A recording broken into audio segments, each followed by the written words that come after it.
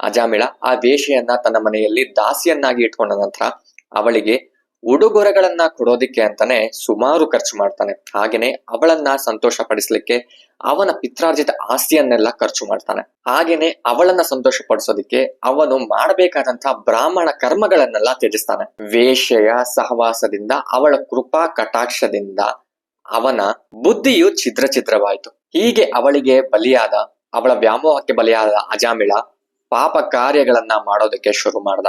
ಅದರಲ್ಲೂ ಮುಖ್ಯವಾಗಿ ಈಗಾಗಲೇ ಅವನು ಮದುವೆಯಾದಂತಹ ತನ್ನ ಪತ್ನಿಯನ್ನ ಕೂಡ ಅವನು ದೂರ ಮಾಡ್ಕೋತಾನೆ. ಬ್ರಾಹ್ಮಣ ವಂಶದಲ್ಲಿ ಹುಟ್ಟಿದ್ರು ಕೂಡ ನೀತಿಗೆಟ್ಟವನು ತನ್ನ ಬುದ್ಧಿಯನ್ನೇ ಕಳೆದುಕೊಂಡ ಅಜಾಮಿಳ. ನ್ಯಾಯನೋ ಅನ್ಯಾಯನೋ, ಸರಿನೋ ತಪ್ಪೋ, ಹೇಗಾದ್ರೂ ಮಾಡಿ ಹಣ ಸಂಪಾದನೆ ಮಾಡ್ಕೊಂಡು ಬಂದು ಅವನು ಆ ವೇಶ್ಯೆಯರ ಪುತ್ರ ಪುತ್ರಿಯರಿಗೆ ಕೊಡಕ್ಕೆ ಶುರು ಮಾಡ್ದ. ಬ್ರಾಹ್ಮಣ ಮಾಡ್ಬೇಕಾಗಿದಂತಹ ಕೆಲಸವನ್ನ ಬಿಟ್ಟು ಆ ವೇಶ್ಯೆಯ ಸಹವಾಸದಿಂದ ಅವಳ ಜೊತೆಗೆ ಟೈಮ್ ಸ್ಪೆಂಡ್ ಮಾಡೋದಕ್ಕೆ ಶುರು ಮಾಡ್ದ ಅಜಾಮಿಳ. ದುಂದು ವೆಚ್ಚ ಮಾಡುತ್ತಾ ಆ ವೇಶ್ಯೆ ಬಡಿಸಿದ ಆಹಾರವನ್ನ ಅವನು ತಿಂತಾ ಬಂದ. ಆದ್ದರಿಂದ ಅವನು ಪಾಪಪೂರಿತವಾಗಿದ್ದ, ಅಶುಚಿಯಾಗಿದ್ದ ಹಾಗೂ ಅಶುದ್ಧ ಮತ್ತು ನಿಷಿದ್ಧ ಕರ್ಮಗಳಿಗೆ ಅವನು ಭಾಗಿಯಾಗಿದ್ದ.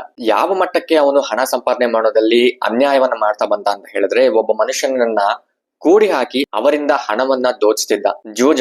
ಜೂಜಲ್ಲಿ ಮೋಸ ಮಾಡಿ ದರೋಡೆ ಮಾಡ್ಕೊಂಡು, ಬೇರೆಯವರಿಂದ ಕಳ್ತನ ಮಾಡ್ಕೊಂಡು ದರೋಡೆ ಮಾಡ್ಕೊಂಡು ಬಂದಂತ ಹಣದಿಂದ ಆ ವೇಷೆಯನ್ನ ಸಂತೃಪ್ತಿ ಪಡಿಸ್ತಿದ್ದ ಅಜಾಮಿಳ. ಹೀಗೆ ಆ ವೇಷ ಸಹವಾಸದಿಂದಲೇ ಅವನಿಗೆ 88 ವರ್ಷ ಕಳೆದೋಗುತ್ತೆ. ಆ ಅಜಾಮಿಳನಿಗೆ 10 ಜನ ಮಕ್ಕಳಿದ್ರು. ಅದರಲ್ಲಿ ಕಿರಿಯ ಮಗನ ಹೆಸರು ನಾರಾಯಣ. ಎಲ್ಲಾ ಮಕ್ಕಳಲ್ಲಿ ಅವನೇ ಚಿಕ್ಕವನಾದದ್ದರಿಂದ ಅಜಾಮಿಳನಿಗೆ ಅವನ ಮೇಲೆ ತುಂಬಾ ವ್ಯಾಮೋಹವಿತ್ತು, ಪ್ರೀತಿ ಇತ್ತು.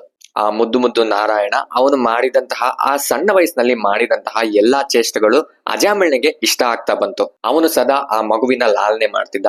ಆ ಮಗು ಆಟ ಆಡ್ತಿರೋದನ್ನ ನೋಡಿ ಇವನು ಸಂತೋಷ ಪಡ್ತಿದ್ದ.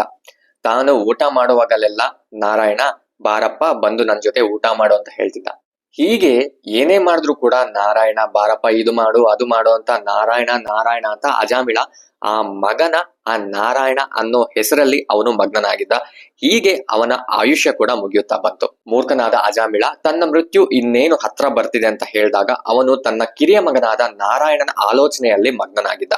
ಆಗ ಅಲ್ಲಿಗೆ ಯಮದೂತರು ಬರ್ತಾರೆ. ವಿಕಾರವಾದ ರೂಪ, ಆ ದಪ್ಪವಾದ ಮತ್ತು ಉದ್ದನೆಯ ಕೋರೆ ಹಲ್ಲುಗಳು ಇರುವಂತಹ ಯಮದೂತರನ್ನ ಆಗ ಅಜಾಮಿಳ ನೋಡ್ತಾನೆ. ಕೈಯಲ್ಲಿ ಯಮಪಾಶವನ್ನ ಹಿಡ್ಕೊಂಡ್ಬಂದು ಅವನನ್ನ ಎಳ್ಕೊಂಡು ಹೋಗೋದಿಕ್ಕೆ ಅವರು ಬಂದಿದ್ದಾರೆ ಅನ್ನೋದು ಆಗ ಅಜಾಮಿಳನಿಗೆ ಅರ್ಥವಾಯ್ತು. ಆಗ ಅವನು ದಿಗ್ಭ್ರಮೆಗೊಂಡ್ತಾನೆ, ಭಯ ಉಂಟಾಗುತ್ತೆ ಅವನಿಗೆ ಭಯ ಆದ್ರೂ ಕೂಡ ತನ್ನ ಚಿಕ್ಕ ಮಗನಿಂದ ಅವನು ಎಲ್ಲಿ ದೂರ ಆಗೋಗ್ತಾನೆ ಅಂತ ಹೇಳಿ ಅವನು ಪಕ್ಕದಲ್ಲೇ ಆ ನಾರಾಯಣ ಆಟ ಆಡ್ತಾ ಇರ್ತಾನೆ. ಆ ಭಯದಿಂದ ನಾರಾಯಣ ಅಂತ ಕೂಗ್ತಾ ಇರ್ತಾನೆ. ಅವನು ಕರೆದಿದ್ದು ನಾರಾಯಣ ಅಂದ್ರೆ ಅವನ ಮಗನ ಹೆಸರನ್ನ, ಅಜಾಮಿಳ ಕರೆದಿದ್ದು ಮಗನ ಹೆಸರನ್ನ, ನಾರಾಯಣನನ್ನ, ಆದ್ರೆ ದೇವರನಲ್ಲ. ಹೀಗೆ ನಾರಾಯಣನ ನಾಮಸ್ಮರಣೆ ಆ ಕಾಲದಲ್ಲಿ ತಪ್ಪಾಗಿ ಅಥವಾ ಗೊತ್ತೋ ಗೊತ್ತಿಲ್ಲದೆಯೋ, ಉದ್ದೇಶಪೂರ್ವಕವಾಗಿಯೋ ಅಥವಾ ಉದ್ದೇಶ ಇಲ್ದಿರನೋ ಆ ನಾರಾಯಣ ಅನ್ನೋ ಒಂದು ಬಾರಿ ಹೆಸರನ್ನ ಕರೆದಿದ್ದಕ್ಕೆ ವೈಕುಂಠ ಲೋಕದಿಂದ ವಿಷ್ಣುದೂತರು ಅಜಾಮಿಳನ ಕಾಪಾಡೋದಕ್ಕೆ ಅಲ್ಲಿಗೆ ಬರ್ತಾರೆ. ಮುಂದಿನ ವಿಡಿಯೋದಲ್ಲಿ ವಿಷ್ಣುದೂತರು ಮತ್ತೆ ಯಮದೂತರ ನಡುವೆ ಆದ ಸಂವಾದದ ಬಗ್ಗೆ ತಿಳ್ಕೊಳ್ತಾ ಹೋಗೋಣ. ಹಾಗೆ ಅಜಾಮಿಳನಿಗೆ ಮುಕ್ತಿ ಹೇಗೆ ಸಿಕ್ತು ಅನ್ನೋದ್ರ ಬಗ್ಗೆ ಕೂಡ ತಿಳ್ಕೊಳ್ಳೋಣ. ಹರೇ ಕೃಷ್ಣ.